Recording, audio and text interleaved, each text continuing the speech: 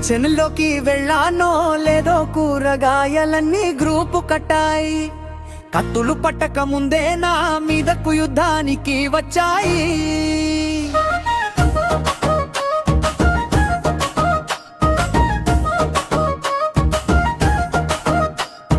వంకాయ గెంతుకుంటూ వచ్చి నా పొట్ట మీద పొడిచింది. బెండకాయ గురు తీసి నా కళ్ళకు పూసేసింది. టమాటా తన రసాన్ని తుపాకీలా నా మీద పేల్చింది. మిరపకాయ ఏమో మిసైల నా ముక్కులో దూరింది. పప్పు గరిటె వచ్చి నా పళ్ళు రాలగొట్టింది. చింతపండు పులుపు నా కళ్ళు బయలు కమ్మింది.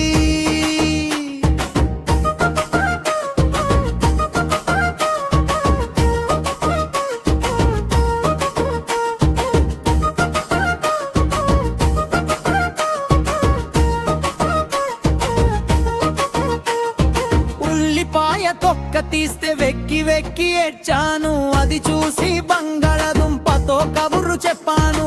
క్యారెట్ ఏమో నన్ను చూసి ముక్కు విరిచింది. బీరకాయ దాని పీచుతో నన్ను బంధించింది.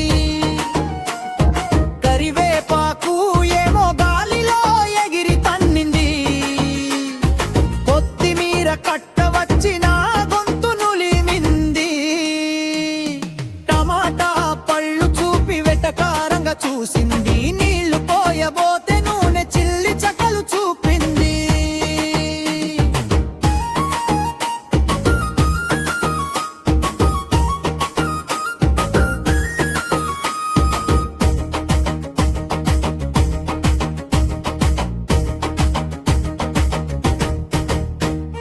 గోరు చిక్కుడు నా గొల్లెలు గిల్లుతానని అంది.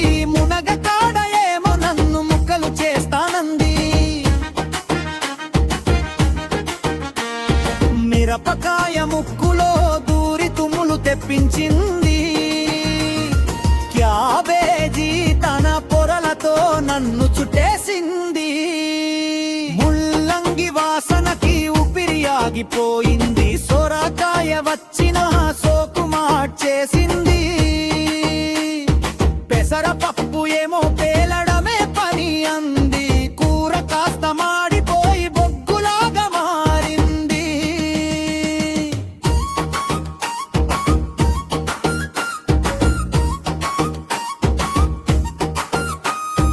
అల్లం ముక్క అల్లరి చేసి అడుగు తీసి వేసింది. వెల్లిపాయ తన గొట్టుతో గింగిరాలు తిప్పింది. కుందకాయ నదవడ పగల గొడతానని బెదిరించింది. సోరకాయ వచ్చిన కళ్ళ మీద పడి పడగొట్టింది. గిన్నెలన్నీ గింజుకుంటూ నా మీద పడ్డాయి. కూరగాయల సేన నన్ను కింద పడేసి తొక్కాయి.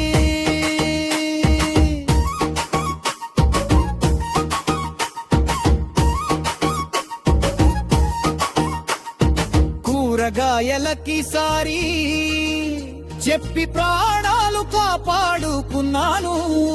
ఇకపై హోటల్లో తిండే మేలని పార్సిల్ తెచ్చుకున్నాను.